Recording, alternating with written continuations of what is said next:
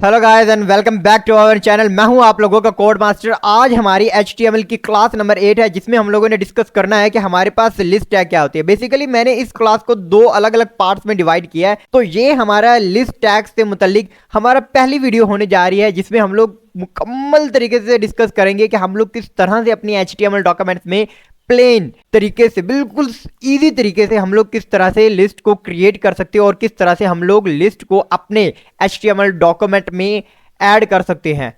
तो चलते हैं, सबसे पहले हम लोग देखते हैं कि हमारे पास लिस्ट क्या होती है और इसकी कितनी टाइप्स है। लिस्ट बेसिकली हमारे पास कुछ भी नहीं है, हमारे पास एक ऐसा एटम्स का कलेक्शन होता है जो कि हमें वन बाय वन, यानी वन बाय वन हम लोगों को दिखाई जाते हैं। बेसिकली हम लोगों ने यहाँ पर तीन तरह की यहाँ पर मैंने लिस्ट बनाई हुई है और ये तीनों की तीनों तरह की लिस्ट मैं आप लोगों को यहाँ पर एक्सप्लेन करता हूँ। सबसे पहले तो हमारे पास ये नंबर्स वाली लिस्ट है। नंबर्स वाली लिस्ट को हम लोग बोलते हैं अपनी ऑर्डर लिस्ट। अब इसका बोलने का मकसद क्या है कि हम लोग इसको ऑर्डर लिस्ट बोल रहे हैं। इसकी वजह यही है कि हमारे पास ये वन बाय वन और एक सीक्वेंस से और एक नंबरिंग के तरीके से आ रहे हैं, जिसमें हम लोगों को पता चल रहा है कि हमारा पहला आइटम कौन सा है, देन हम लोगों को ये पता चल रहा है कि हमारा दूसरा आइटम कौन सा है, देन हम लोगों को ये भी पता चल रहा होगा कि हमारा तीसरा आइटम कौन सा है। तो इस वजह से हम लोग इसको ऑर्डर लिस्ट बोलते हैं। देन हमारे पास लिस्ट की दूसरी टाइप होती है जिसको हम लोग बोलते हैं अनऑर्डर लिस्ट।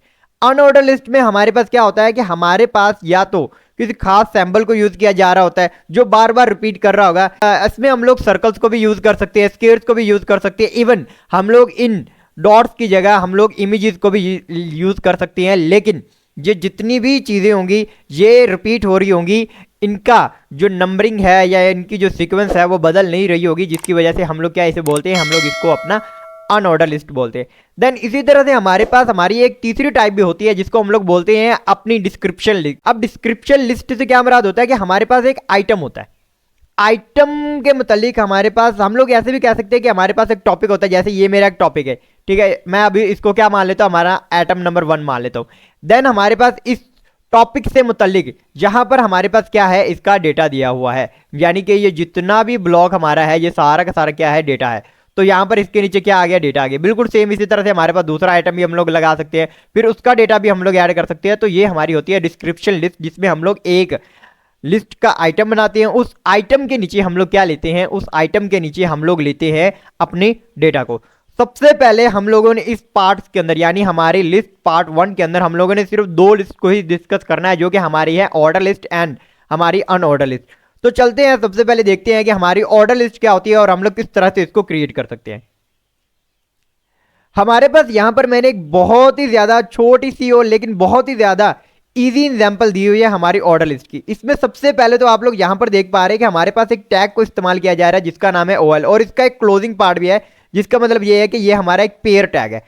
अब ये OL क्या है, OL stand from order list, ये ऑर्डर लिस्ट की टैग है। आप लोग ऐसा भी कह सकते हैं कि ये हमारे पास एक लिस्ट का ब्लॉक है, जिस ब्लॉक का जो बिहेवियर होने वाला है वो हमारे पास क्या होने वाला है, वो हमारे पास ऑर्डर होने वाला है। देन इस ऑर्डर लिस्ट के ब्लॉक के अंदर, यानी इस पूरे ब्लॉक के अंदर हमारे पास क्या होगा, हमारे एटम्स होंगे, जिसको हम लोग अपने LI से रिप्रेजेंट करते हैं। अब LI भी हमारे पास ओपनिंग टैग भी मौजूद है और क्लोजिंग टैग भी हमारे पास मौजूद है। तो इसका मतलब ये हुआ कि हमारा LI क्या है, LI भी हमारा एक पेयर टैग है।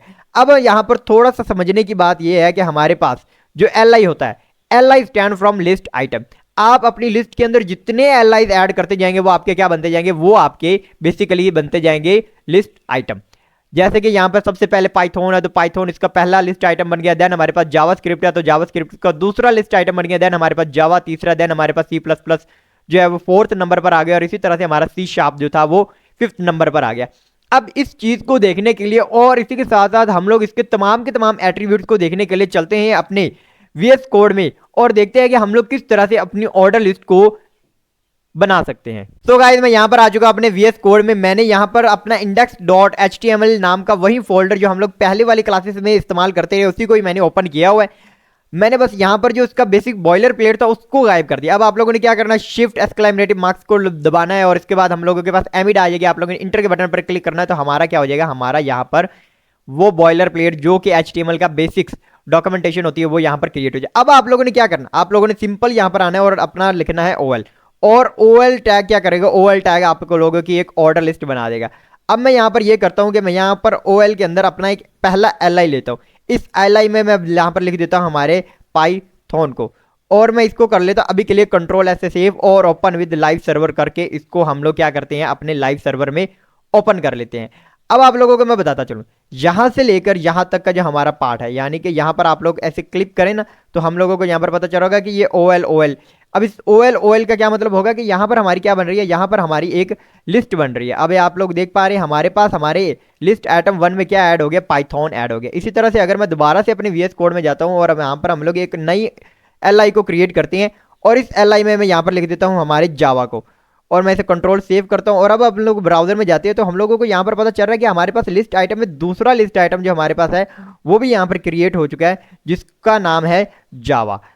लेकिन यहां पर आप लोग देख पा रहे हैं कि हमारे पास यहां पर नंबरिंग भी है। अब मैं आप लोगों को यहां पर VS कोड में एक ट्रिक बताने वाला हूं जो आप लोगों की बहुत ज्यादा हेल्प करेगी। वो ट्रिक क्या है, वो ट्रिक ये है कि आप लोग लिखें LI और इसके बाद आप लोग लिखें स्टैरिक एंड देन हम लोग क्या करेंगे यहाँ पर 4 टाइप कर देते हैं। अब मैं जैसे ही इसे इंटर करूंगा तो हमारे पास 4 LI जो है वो एक ही दफा क्रिएट हो चुके हैं। हम लोगों को यहाँ पर बारी बारी ये काम करने की जरूरत नहीं पड़ी। आप लोग किसी भी टैग के साथ ये काम कर सकते हैं। मान लीजिए कि अभी के लिए हम लोगों ने पिछली क्लास में पढ़ा था हमारे पैराग्राफ के लिए, अगर मैं पैराग्राफ के लिए भी यहाँ पर P स्टैरिक 5 करूँ तो हमारे पास क्या होंगे 5 पैराग्राफ टैग एक के बाद एक हमारे पास क्या हो गए यहाँ पर क्रिएट हो चुके हैं।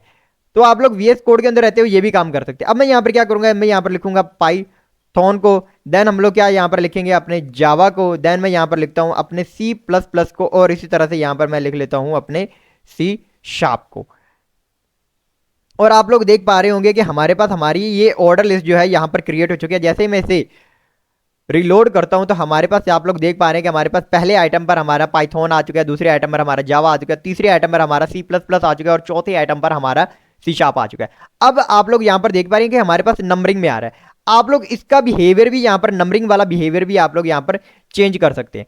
आप लोग यहां पर क्या करें, अपने OL टैग में जाएं और यहां पर जो इसका ओपनिंग पार्ट है वहां पर लिखे टाइप, और टाइप में आप लोग क्या लिख सकते हैं 1। अगर आप 1 से लिखेंगे एंड कंट्रोल S करेंगे तो हमारे इस पूरी लिस्ट को कोई भी फर्क नहीं पड़ेगा। लेकिन अगर आप लोग यहां पर लिखें मैंने यहां पर सेलेक्ट ऑल कर दिया, मैं यहां पर लिखूंगा A एंड कंट्रोल सेव करते हैं तो अब हम लोग देखेंगे तो हमारी जो लिस्ट की बिहेवियर था वो अब कैपिटलाइज ABC में हमारे पास यहाँ रही है। यानी हमारे पास यहाँ पर क्या आ रहा है, कैपिटल ABC आ रही है, जो कि बता रही है कि हमारे A टैग के सामने हमारे पास क्या है, पाइथन मौजूद है। देन हमारे पास लिस्ट के B आइटम में हमारे पास जावा है, देन C में हमारे पास C++ एंड देन D में हमारे पास क्या है, C#। इसी तरह से आप लोग अगर चाहें तो स्मॉल ABC का भी इस्तेमाल कर सकते हैं। कंट्रोल सेव करते हैं तो हमारे पास यहाँ पर स्मॉल ABC लिस्ट के सीक्वेंस में ऐड हो चुकी है। और इसी तरह से अगर आप लोग चाहें तो आप लोग रोमन का भी इस्तेमाल कर सकते हैं। जैसे मैं यहाँ पर लिखूँ ना I और कंट्रोल S सेव करते हैं, अब मैं इसे यूज करूँ तो हमारे पास रोमन कैरेक्टर के अंदर हमारे पास क्या आ गई, हमारी लिस्ट प्रिंट होकर आनी शुरू हो चुकी है।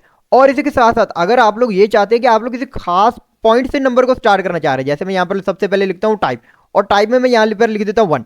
और अगर मैं ये चाहता हूं कि मैं 1 से स्टार्ट नहीं करना चाह रहा, मैं स्टार्ट करना चाह रहा हूं 5 से, मतलब मेरी जो लिस्ट का ये वाला आइटम है इसके सामने क्या हो, इसके सामने सामने नहीं पीछे जो हमारे पास लिस्ट के नंबर्स होंगे ना वहां पर क्या होना चाहिए, वहां पर 5 होना चाहिए, देन 6 फिर देन 7। तो मैं यहाँ पर लिख सकता हूँ अपना एक और टैग जिसका नाम है स्टार्ट, और स्टार्ट में मैं यहाँ पर लिखूंगा 5 एंड देन कंट्रोल S करके सेव करते हुए। तो आप लोग देख पा रहे हैं कि हमारी लिस्ट अब 1 से स्टार्ट नहीं हो रही, बल्कि हमारी लिस्ट 5, 6, 7 और 8 से स्टार्ट हो रही। इसी तरह से अगर हम लोग रोमन्स की बात करें, जैसे मैं यहाँ पर I लिखता हूँ एंड कंट्रोल S करके सेव करता हूँ तो अब ये 5 से स्टार्ट हो गई। जैसे आप लोग देख पा रहे हैं ना, हमारे पास रोमन्स में V का मतलब होता है 5 एंड VI का मतलब होता है 6 है, VII का मतलब होता है 7 एंड VIII का मतलब होता है हमारे पास ये 8 है।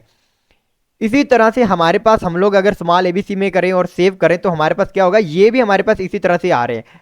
अब आप लोगों को यहाँ पर समझाने की बात है, यहाँ पर जो हमारा स्टार्ट एट्रीब्यूट है इसकी जो वैल्यू होगी वो हमेशा एक नंबर ही होगी। आप लोग इसको नंबर से ही लिख सकते हैं। हाँ, अगर आप लोग रोमन्स में हैं तो आप लोग क्या कर सकते हैं, क्या हमारे पास अगर मैं रोमन्स के में आता हूँ और यहाँ पर I लिख लेता हूँ, जैसे मैं यहाँ पर लिखूँ I, और यहाँ पर अगर मैं आकर करूँ अपने टैग को V से स्टार्ट एंड कंट्रोल S करके सेव करते हैं तो क्या होगा कि हमारे पास कोई फर्क यहाँ पर नहीं आने वाला। अगर मैं यहाँ पर आता हूँ एंड देन मैं अगर VI कर देता हूँ, VI एंड कंट्रोल S करके सेव करते हो तो अभी भी आप देख पा रहे हैं कोई फर्क नहीं है। क्यों? क्योंकि हमारा जो ये स्टार्ट एट्रीब्यूट है ये सिर्फ और सिर्फ नंबर्स को ही एक्सेप्ट करता है। यानी हमारे पास लिस्ट में कौन सा नंबर जो है वो पहले प्रिंट होना चाहिए, इसको बताने के लिए सिर्फ नंबर्स को ही यहाँ पर ये एक्सेप्ट कर रहा होगा। और जैसे हम लोग इसको अब दोबारा से देखते हैं तो हमारा ये जो रोमन्स कैरेक्टर है ये V से ही स्टार्ट होने दोबारा से हमें शुरू हो जाएंगे। सो आई होप गाइस कि यहाँ तक आप लोगों को ऑर्डर लिस्ट का तो पता चल गया होगा कि हमारे पास ऑर्डर लिस्ट क्या होती है। अब हम लोग यहाँ पर फर्दर डिस्कस करने वाले हैं अपनी अनऑर्डर लिस्ट को। अब अनऑर्डर लिस्ट क्या होती है इसको जरा थोड़ा सा हम लोग देख लेते हैं थ्योरेटिकली, देन हम लोग प्रैक्टिकली इसकी तरफ आते हैं। तो गाइज हमारे पास अनऑर्डर लिस्ट कुछ भी नहीं है। हमारे पास अनऑर्डर लिस्ट बिल्कुल सेम हमारी ऑर्डर लिस्ट की तरह है। इसमें भी हम लोग li टैग का इस्तेमाल करते हैं अपने लिस्ट आइटम को प्रिंट करवाने के लिए, लेकिन हमारे पास यहाँ पर सिर्फ और सिर्फ OL की जगह हम लोग इस्तेमाल करते हैं UL। अब UL से क्या मुराद है? UL का मतलब है हमारे पास अनऑर्डर। अनऑर्डर लिस्ट हमारे पास UL से ही स्टार्ट होती है और अनऑर्डर लिस्ट हमारे पास बहुत ही ज़्यादा इंपॉर्टेंट होती है जब हम लोग काम कर रहे होते हैं अपने नेविगेशन बार की तरफ, या फिर हम लोग बात कर रहे होते हैं अपने फुटर मेन्यू में। हम लोग जब किसी भी तरह की चीज़ों को वहाँ पर हम लोग नेविगेट कर रहे होते हैं तो वहाँ पर भी हम लोग अपने अनऑर्डर लिस्ट को ही इस्तेमाल कर रहे होते हैं। इसी वजह से हमारे पास अनऑर्डर लिस्ट जो होती है ये भी बहुत ही ज़्यादा इंपॉर्टेंट होती है हमारे ऑर्डर लिस्ट की तरह, तो इसको भी समझना हमारे लिए बहुत ही ज़्यादा इंपॉर्टेंट होता है। तो अब हम लोग देखते हैं कि हमारे पास ये अनऑर्डर लिस्ट किस तरह से काम करती है। हम लोग चलते हैं अपने VS कोड में और वहां पर देखते हैं कि हमारी अनऑर्डर लिस्ट किस तरह से बनाई जा सकती है। तो गाइस मैं यहाँ पर आ चुका अपने VS कोड में। अब हम लोग क्या करेंगे, अब इसी लिस्ट को मैं यहाँ से क्या करूँगा, यहाँ पर मैं क्या करूँगा, इस लिस्ट को मैं यहाँ पर नीचे आता हूँ और नीचे आने के बाद हम लोग क्या करते हैं कि अब इस मर्तबा हम लोग यहाँ पर बनाते हैं अपना UL। और UL बनाने के बाद मैं यहाँ पर क्या करूँगा, ये जो हमारी ऊपर वाली लिस्ट है इसी को मैं यहाँ पर क्या करूँगा, कॉपी करूँगा ताकि टाइम हमारा बचे, एंड देन पेस्ट कर देते हैं। अब मैं इसे क्या करता हूँ, Ctrl+S करके सेव करवा देता हूँ। एंड देन जैसे ही मैं यहाँ पर आऊँगा तो आप लोग देख पा रहे हैं हमारे पास क्या हुआ, हमारे पास सर्कल्स में यहाँ पर एक अनऑर्डर लिस्ट जो है वो प्रिंट होकर हम लोगों को दिखाई दे रही है। आप लोग दोनों के अंदर क्लियरली डिफरेंस देख सकते हैं कि हमारी ऊपर वाली लिस्ट जो है इसके अंदर हमारे पास सीक्वेंस वाइज कैरेक्टर चेंज हो रही है, यानी पहला V था, फिर V आई है, देन हमारे पास VII है, देन VIII है। लेकिन यहाँ पर जब हम लोग इसकी बात करते हैं तो यहाँ पर हमारे पास सीक्वेंस वाइज कैरेक्टर चेंज नहीं हो रहे, बल्कि यहाँ पर एक सैम्बल्स आ रहे हैं जिनको हम लोग बोलते हैं अपने अनऑर्डर सैम्बल्स। अब इन अनऑर्डर सैम्बल्स को भी हम लोग चेंज कर सकते हैं और इसको भी चेंज करने का तरीका बिल्कुल ईजी है। हम लोग यहाँ पर आते हैं और यहाँ पर लिख लेते हैं अपने टाइप को, और आई थिंक यहाँ पर मुझे टाइप नहीं लिखनी थी, मुझे हाँ टाइप से लिखते हैं और टाइप में हम लोग यहाँ पर कर देते हैं स्केयर एंड Ctrl+S करके सेव करते हो। तो यहाँ पर आप लोग देख पा रहे हैं हमारे पास अब क्या आ रहा है, स्केयर्स के अंदर चीजें प्रिंट होना स्टार्ट हो चुकी है। इसी तरह से अगर आप लोग यहाँ पर आए तो आप लोग किसी SRC लिखकर, यहाँ पर मैं लिखूँ ना SRC, और SRC में आप लोग क्या कर सकते हैं, SRC में आप लोग यहाँ पर वैल्यू जो है किसी इमेज की यहाँ पर ऐड भी कर सकते हैं। मतलब आप लोग यहाँ पर लिख सकते हैं img.png